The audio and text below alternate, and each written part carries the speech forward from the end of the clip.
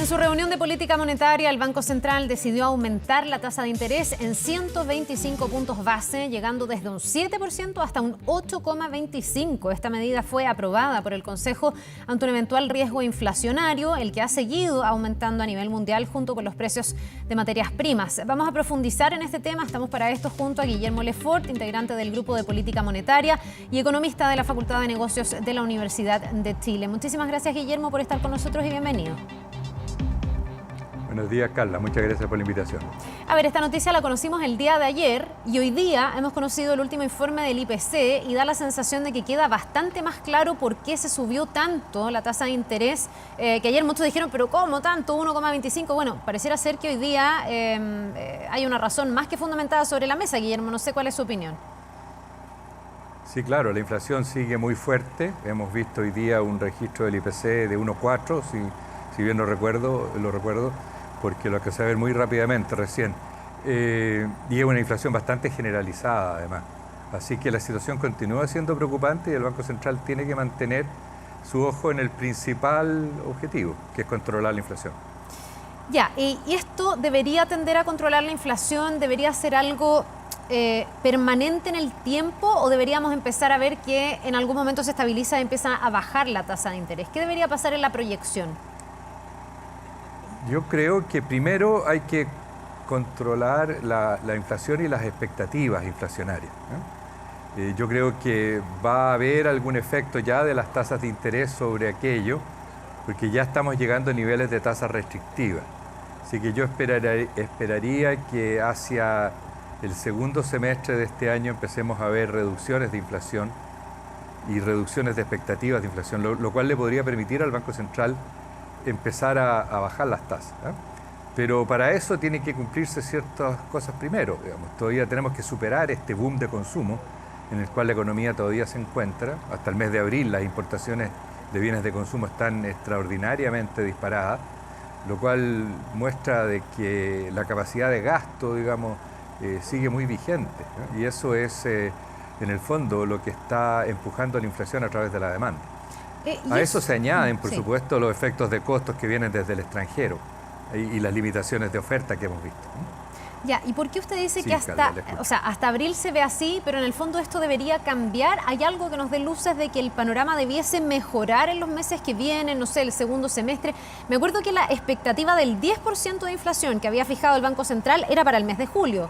Ya la pasamos, estamos en 10,5, ya rompimos esa barrera psicológica. Es cierto. Mucho antes de lo que dijo el Banco Central. Entonces la pregunta es, ¿acá hay un cambio en los plazos y esto todo se va a adelantar, el tocar el techo, romper ese techo y la estabilización, o vamos a tener más meses con una inflación que va a estar a estos niveles, digamos?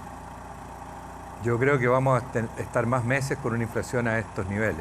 Hemos visto un empuje más fuerte en las últimas semanas por el lado externo, que es lo que nos está afectando a una inflación más elevada, alimentos y combustible. Pero como le digo, todavía el gasto interno, que lleva a subir precios de servicios muy fuertemente en Chile, la inflación es generalizada, no solamente es de alimentos y energía, es lo que tiene que controlarse primero, y yo creo que estamos avanzando en ese sentido por dos razones. Primero, porque recién las tasas de interés son efectivamente restrictivas. Esta tasa de 8,25 sí es una tasa restrictiva, porque es una tasa real positiva y probablemente algo superior ya a la tasa neutral o cercana a la tasa neutral. Hasta meses antes no estábamos en eso. Y segundo, porque el fisco está aplicando un ajuste en su gasto, y ya van desapareciendo gradualmente los efectos tanto de los retiros como del IFE universal.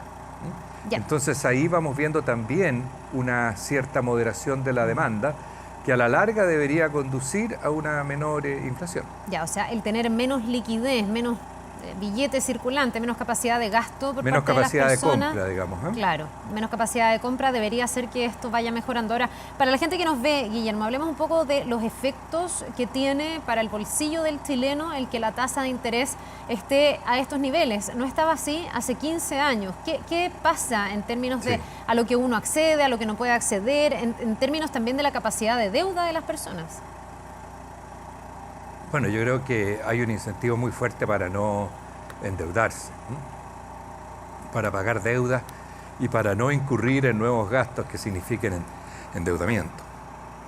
Yo creo que se van a enfriar los mercados de los bienes de consumo durables, particularmente de automóviles y de electrodomésticos, que han estado muy sobrecalentados en el último tiempo, con fuertes presiones de demanda. Eso va a tender a desaparecer. La gente también que ha usado mucho las tarjetas de crédito me preocupa, porque esas tasas de interés suben muy rápidamente, impulsando a la gente, por lo tanto, a ser mucho más cuidadosa en sus gastos extras.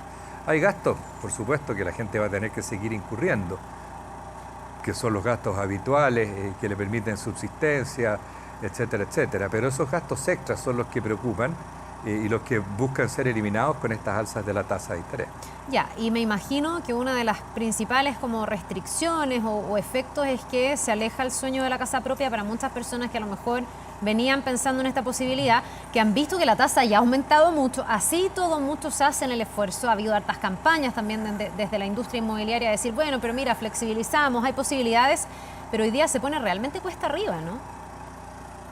Sí, pero mire, yo creo que eso tuvo más que ver con los retiros y con los problemas que se generaron sobre los oferentes de fondos, las AFP, las compañías de seguro, etcétera, que hizo que se encareciera el crédito hipotecario y aumentara las tasas de interés largas.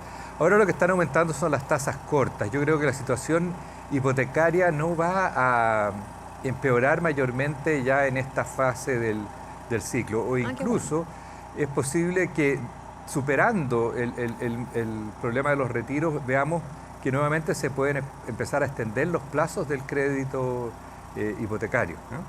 Así que yo creo que más por el lado de la casa propia, yo creo que lo que estamos hablando aquí es menos autos, menos bienes de consumo durable, menos vacaciones, ¿no? Menos vacaciones. La demanda por vacaciones ha estado muy fuerte, a pesar de que, como la gente no puede viajar tanto al extranjero, hay más restricciones, la gente viaja más dentro del país y usted ha visto que ha habido niveles de ocupación bien marcados. Esas cosas yo creo que van a sufrir en los próximos meses, porque la gente va a sentir la restricción del endeudamiento, ¿no? Del alto costo del endeudamiento. Ya, esto respecto del aumento de las tasas. Hablemos un poquitito de lo que ha pasado con la entrega del IPC, que está absolutamente ligada una cosa con la otra, pero respecto de los efectos, ¿de qué nos da cuenta este IPC que ha sido entregado el día de hoy? ¿Qué pasa cuando vemos que estamos a estos niveles, digamos, superando el 10%, 10,5%? Es algo que no pasaba, según los registros, desde 1994. Esto es factor externo, bueno, Guillermo, esto es parte, usted hacía alusión a los retiros, a la liquidez, ¿eso ha sido lo que encarece los precios, pensando en cuáles son las vías para que se descomprima la situación y los precios vuelvan a bajar y a tener los estándares habituales? Sabemos que el rango meta es un 3%, estamos muy por arriba de eso. Muy por arriba, y ha sido muy lamentable, pero la verdad es que los errores se pagan, o sea, no hay nada gratis en este mundo, es pues, de repente un poco cargante que se lo digan, pero la verdad que la historia de los retiros y la historia del IFE universal, con una expansión de gasto extraordinaria, es la que nos está pegando más fuerte.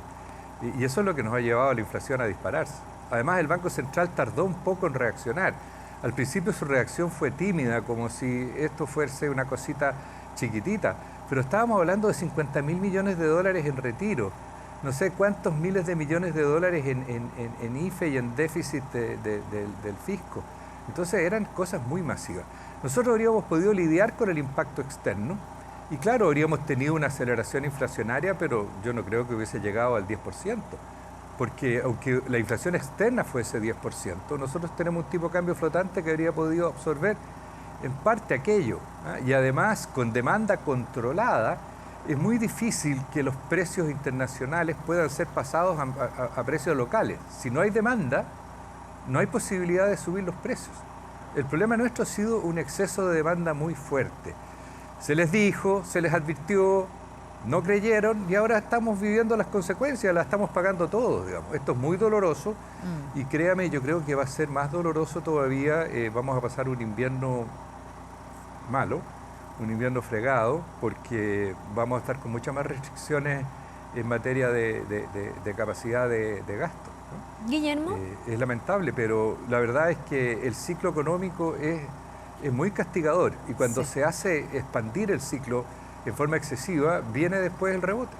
Me imagino que el Banco Central... Con un ciclo contractivo. Sí, me imagino que el Banco Central va a tener que recalcular y reproyectar lo que había dicho para este año. Ya hablábamos de que se iba a superar o se iba a llegar al techo de un 10% en julio, según la última proyección. Ya llegamos en abril.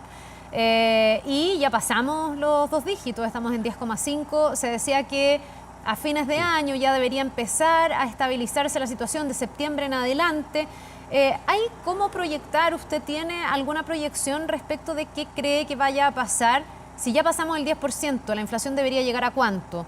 ¿Y cuándo uno pudiera presumir que podría mejorar un poco la situación?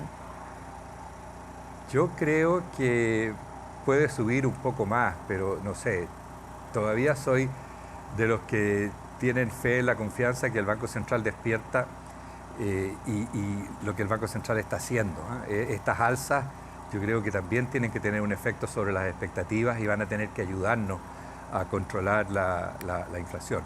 Yo creo que en este momento, sin haber podido todavía revisar los últimos datos, mi impresión es que vamos a tener inflaciones algo sobre 10% por un tiempo un poquito más prolongado. Empezaron antes, es posible que terminen un poquito después también, pero no deberían irse mucho más arriba de esto, ¿no? En todo caso, el Banco Central va a tener que tener una especie de plan contingente muy flexible, porque va a depender mucho de lo que está ocurriendo en el entorno, y tanto el entorno internacional, con los choques que puedan venir de afuera, pero también el entorno doméstico.